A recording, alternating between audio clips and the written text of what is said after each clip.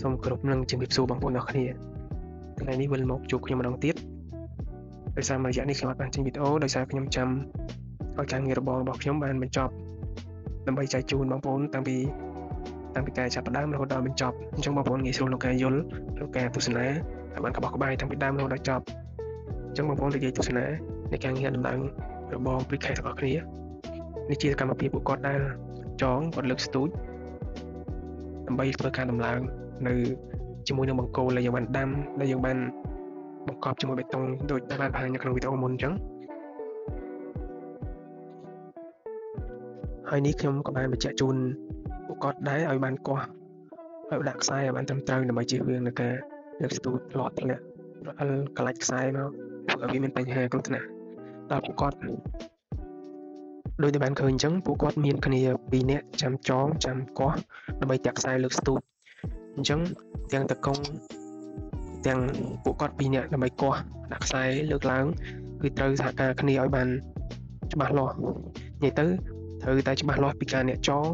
ហើយតកុងក៏បានសួរនាំមុនពេលលើកស្ទូចជៀសវាងការងារអត់ទាន់ចប់ផងគាត់លើកទៅធ្វើឲ្យធ្លាក់បេតុងរបស់យើងធ្វើឲ្យត្រូវពួកគាត់តែកំពុងចងហើយក្នុងនាមយើងជាវិស្វករក៏យើងត្រូវដាស់តឿនរំលឹកគាត់គ្រប់ពេលវេលាបានន័យថាយើងអត់អាចទុកការងារនឹងចោលបានទេយើងត្រូវតែរំលឹកដាស់តឿនព្រោះគាត់ក៏មិនសូវយល់ពីសមត្ថភាពការងារដែរអញ្ចឹងយើងជាអ្នកមើលការខុសត្រូវយើងត្រូវតែរំលឹកដាស់តឿនជៀសវាងមានបញ្ហានៅក្នុងការងារធ្វើឲ្យស្ទះការងារធ្វើឲ្យបាត់បង់សមត្ថភាពនៅក្នុងការដ្ឋានរបស់យើង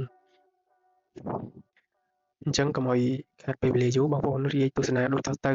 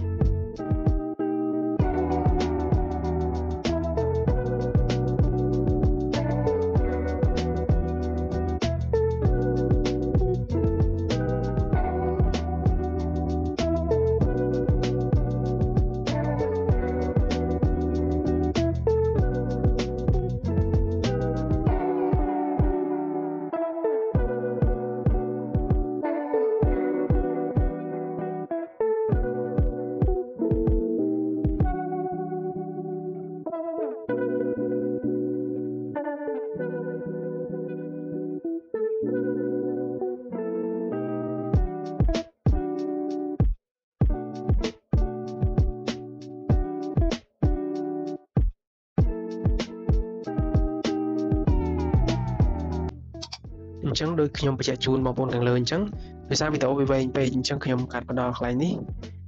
ការងារដែលយើងទៅឡើងស្លឹកហើយអញ្ចឹងដូចដែលបងប្អូនបានឃើញស្លឹកមានប្រហោងដោយសេសសល់ប្រហោងដូចកន្លែងដែលខ្ញុំច្អល់ព្រោះថាស្លឹកខ្លះវាខ្លីខ្លះវែងអញ្ចឹងត្រូវវាមានប្រហោងតាមហ្នឹងវាធ្វើឲ្យស្លឹកយើងអត់សូវមាំហើយវាស្អាតអញ្ចឹងតពីពួកគាត់ទៅឡើងហើយយើងត្រូវដើរឆែកយើងដើរមើលថាស្លឹកណាវាមានប្រេះមានបាក់មានបែកយើងត្រូវដូរចេញ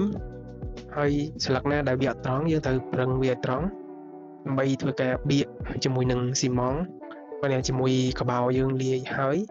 យើងអាចនឹងប្រើស៊ីម៉ង់កែវដើម្បីប្រឹងវាឲ្យមាំរវាងសហើយនឹងស្លឹករបងរបស់យើងអញ្ចឹងបន្ទាប់ពីយើងដើរមើលគ្រប់ជ្រុងជ្រោយទាំងអស់